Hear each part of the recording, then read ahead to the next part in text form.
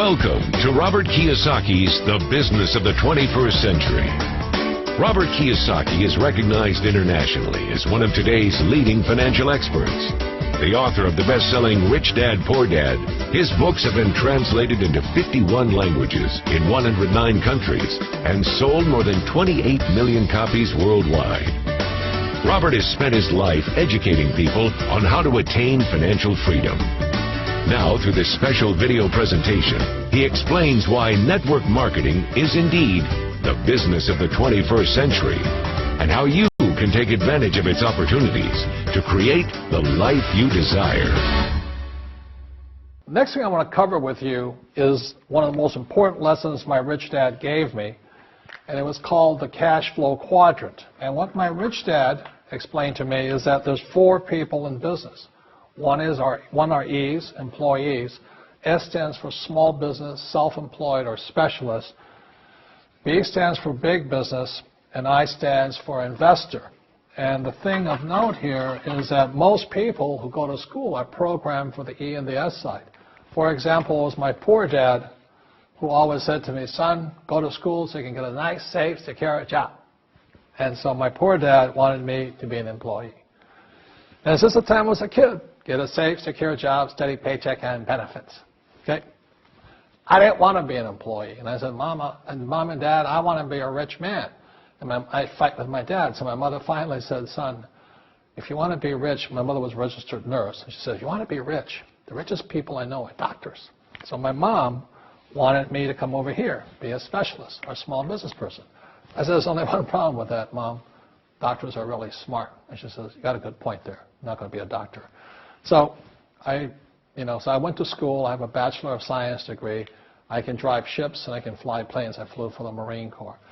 But I've never used any of that education because I wanted to become a business owner. So it was my rich dad who basically said to me, become a business owner and learn to be a professional investor. So one of the big differences here between these people is that it's called taxes. See, in 1943, in the U.S., the federal government passed a law that said employees had to pay tax before they got paid. So when you get your paycheck from your employer, you open it up, and voila, the government's always taken a sizable chunk of it. And the harder you work and the more money you make, the more money they take from you. So that's why it's not that good to be an employee, because you can never get ahead, because the more you work, more money you make, the greater they pay in taxes. Now, the doctors and lawyers and attorneys, accountants were all laughing, saying, oh, these guys, they're getting paying a lot of taxes. So naturally, the federal government changed the laws again. So in 1986 in the U.S., a thing called the 86 Tax Reform Act. And it basically took a lot of the benefits away from people who are self-employed, small business, doctors, and lawyers. So today in America, unfortunately, these guys pay the highest percentage in taxes. It is tragic. And a lot of people think they're investors, but what they're really doing is they're just giving their money to people like mutual funds, companies, and all that. So they're investing, but they're not really investors. See, the big tax breaks are on this side. The laws are pretty tight here, but this area is very, very gray.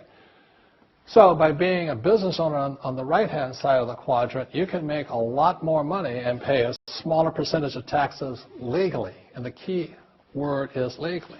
In the investor quadrant, it is possible to make millions of dollars and pay 0% taxes legally. But you've got to know the difference. So one of the beauties of business for the 21st century, it allows people to make the transition from the E and the S side to the B side especially. And so you can become a big business owner. And the difference between S and a B, small business and big business, is most of these guys can't quit working. Most small business owners, if they stop working for more than a month, the business collapses. They don't really have a business. Most of these people own a job. So the beauty of business for the 21st century, it allows these people to make the transition to the B side so that you don't have to keep working hard for money, and the money can actually come in passively. Then once you have your business up and running, then I always recommend you then begin investing with your excess cash, paying less and less in taxes. And that's the reason the rich are getting richer.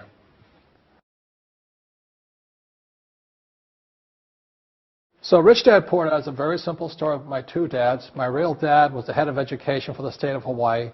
Great guy, PhD, like I said, head of education, smart guy, but he also ran for lieutenant governor of the state of Hawaii as a Republican.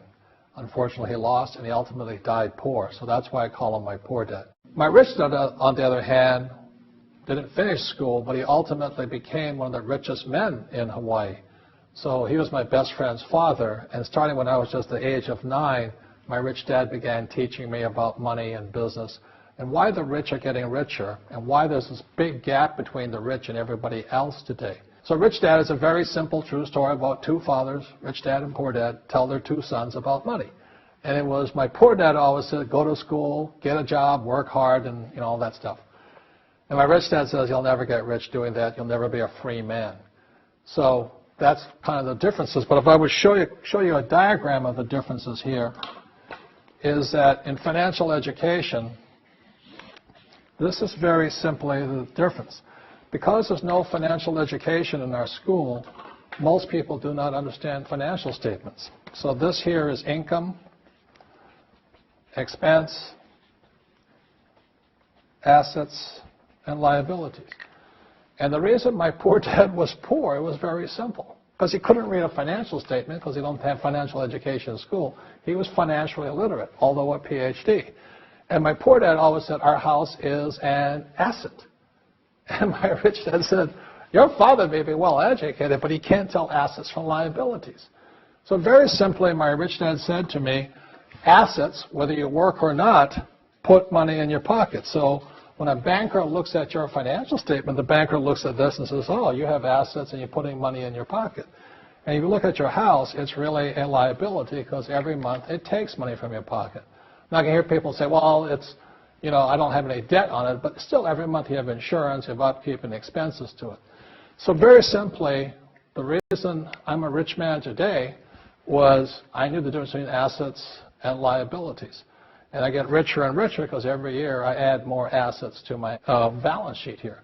And so that's one of the biggest differences. And as my rich dad often said to me, he says, son, my banker has never asked me for my report card. My banker wants to see my financial statement because it's your financial statement that shows how high your financial IQ is. How smart are you with money? If you're very smart with money, the banker will give you as much money as you want because you know how to make money with money. If you're not very smart about money, all the banker will give you is a credit card and a home loan. So those are some of the differences between my rich dad and my poor dad.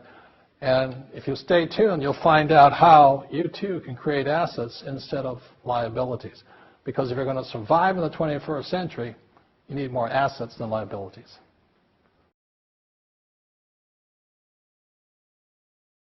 As an entrepreneur, I have built many businesses from scratch. And as some of you know, a lot of them crashed also. Statistics show that most new businesses fail within the first 5 years, 90% in fact. And of the 10% that survive, the remaining 10% crash in the second 5 years. So in other words, most are gone in 10 years. So I've looked at many different models, and one that stands out for me is network marketing. And the reason for that, it takes very little upfront cash. It has low overhead. You can do it part-time. It means keep your daytime job, but do this part-time. And once the business is up and running, it can generate enough income so that you can move from the left side to the right side of the quadrant. So let me tell you about my introduction to network marketing because I had a very closed mind to it. Since I can build my own businesses, I said, why do I need a network marketing business? But about 15 years ago, I have a good friend, his name is Bill, and this guy is the best real estate investor I know. He has tons of assets in here. So I said, Bill, why did you start a network marketing business? And his answer was very simple. He says, it's my way of helping people. But more importantly, he says, the reason most people can't invest in real estate is because they don't have a business. They don't make enough money simply because taxes, debt, inflation, and retirement savings are killing them. They cannot even invest. So my friend Bill, who is a professional real estate entrepreneur, he says, I started a network marketing business so the people that worked with me could start their own business and then invest money with him. So with that, I realized then that network marketing wasn't about making money, but it was about helping people to help other people make money so they become financially free. So the beauty of network marketing, I said, like it's very low entry point, doesn't take much money, you can do it part-time.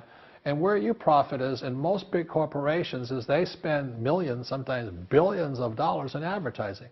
So rather than give that money to advertisers, network marketing depends on building a network. It's called word of mouth, like you recommend a movie to a best friend. So really, the reason I support network marketing, because it's not about selling. It's about people helping people build assets in the asset columns, becoming business owners, and then becoming investors, rather than going through all of this here, which most E's and S's go through.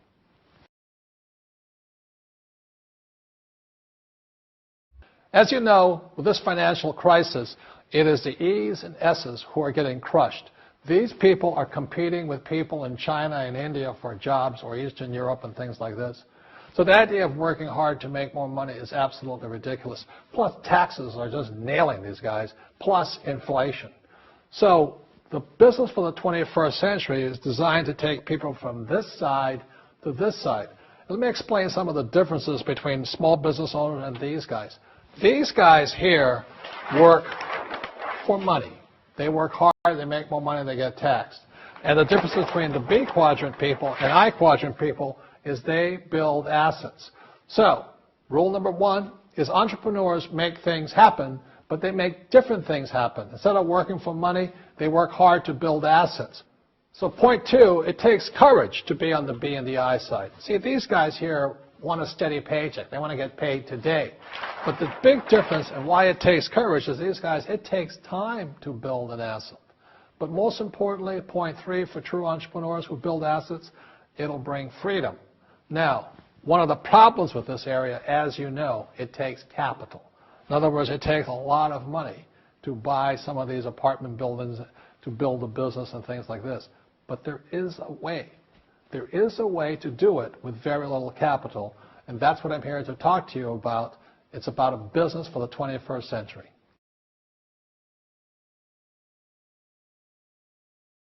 In this segment, I want to talk to young people, people who have not yet decided what they're going to do for the rest of their lives. You know, maybe you're in school or about to get in school or whatever you're going to do. But as I said, it was my poor dad always said, go to school and get a safe, secure job. Unfortunately, in this financial crisis, many young people are coming out of school deep in college debt or college loans, and they can't find a job. I saw some stats that for young men 18 to like 25, if you're white, 19% of them are not finding jobs, even if they have a college degree. And for African Americans between 19 and about 25, 30% of them can't find a job. So my message to you is this, is wake up. Right now, before you get a job, before you get trapped in the corporate world of trying to climb the corporate ladder and make other people happy, and they don't really care about you because they're only here to invest for these guys only want for the investors, you know. You got to make a decision. And it was in 1974 when I came back from Vietnam. Again, I said, it was my poor dad. I said, go back to school, get my master's degree, and get my PhD. And I wind up just like him, desperate, out of money, not afraid of the real world. So I had to make the decision to dedicate my life to be here and to be here. And that's made all the difference. You don't get rich quick. It's harder, it takes courage, it takes time. I failed many times over here. But in 1974, I said I was going to dedicate my life to stay on this side, on the right side, on the B and the I side, and never go back to this way. So even when I was flat broke, when my businesses failed, I didn't go back here. I thought about it. And unfortunately, when I still go back home to Hawaii, I meet some of my uncles and aunts, and they still say the same thing to me. They go, have you got a job yet? I said, no, I don't. They go, oh, too bad. It's so bad you're unemployed. The point here is they can't see it. So these guys, all they know is job security. They don't know what freedom and having a lot of money is. All they know is living below their means, struggling, paying taxes, trying to save money. So I recommend to you, start your own business. Start now. Practice. It takes time. You will make mistakes. But it's one of the best experiences because if you're successful and you persevere and you're determined, you will find a freedom and an abundance of wealth these people will never know. In this section, I want to talk to you about a different kind of quadrant. Years ago, I found out there was 4 kinds of people in the world. You know, one type are people who must be right. These people know all the right answers. They went to school, they know everything. You can't tell them anything. This is not a good business for them because their minds are too set. Another kind of person is a person who must be comfortable. You know, the house could be on fire, but they're still watching TV, eating a hot dog, watching what's going on in the world. These people are toast because the world economy is not coming back. The world economy has moved on. And people who need to be comfortable will probably be left behind. So the people who need to be comfortable, you probably shouldn't talk to them because you only make them uncomfortable. And they're probably not going to make the move because #1 priority is being comfortable. Another kind of person is a person who must be liked. You know, they want to please everybody. This is probably not the business for them either, you know, because they want somebody else's approval. They want to be the good little boy or girl saying, I did the right thing, didn't I? You like me, don't you? And so they'll probably not be successful in the 21st century because they'll probably want to be liked by people who have to be right. And people want to be comfortable. All right, good, be comfortable. All right, you're very right. You know, that's probably being liked. But the business for the people of the 21st century are people who must win. And that's where I am at. One of the best things I was taught in the Marine Corps and at military school is not how many times you get knocked down, it's how many times you stand up. When somebody knocks you back, what do? Oh, you hurt my feelings. You'll probably not be successful. The world will probably pass you by. Because as I said, the world economy is moved on. It's not coming back. So winners will win. But winning takes sacrifice. Success takes sacrifice. And these are the people who will do best in business of the 21st century. So when you're talking to people, you know, about this business, you have to look at them and ask yourself, is this person really just going to be liked and they'll tell you what you want to hear? Or they're going to argue with you because they know all the right answers, or they're going to get very upset with you if we're disturbing them. So what you're looking for in the network marketing business are people who want to win, people who know the economy has moved on. You'll find every race, gender, age, and background in network marketing. But what they really want to do is they want to win. It really is a true playing field in the world, but not for these people. These people will be left behind. Network marketing is for people who want to win because network marketing is the business model of the future. If you want the government to take care of you, then just keep doing what you want to do. It is possible for everyone to win, but the problem is you've got to commit to it. You've got to say, this is what I'm going to do. I'm going to dedicate 5 years of my life. You want to look at the leaders and say, those are the people I want to be like. Those are the kinds of people I want to hang out with. That's what you got to say to yourself. And I want to help other people do what I want to do and win in life. And that's why I support network marketing, because it really is the business for the 21st century.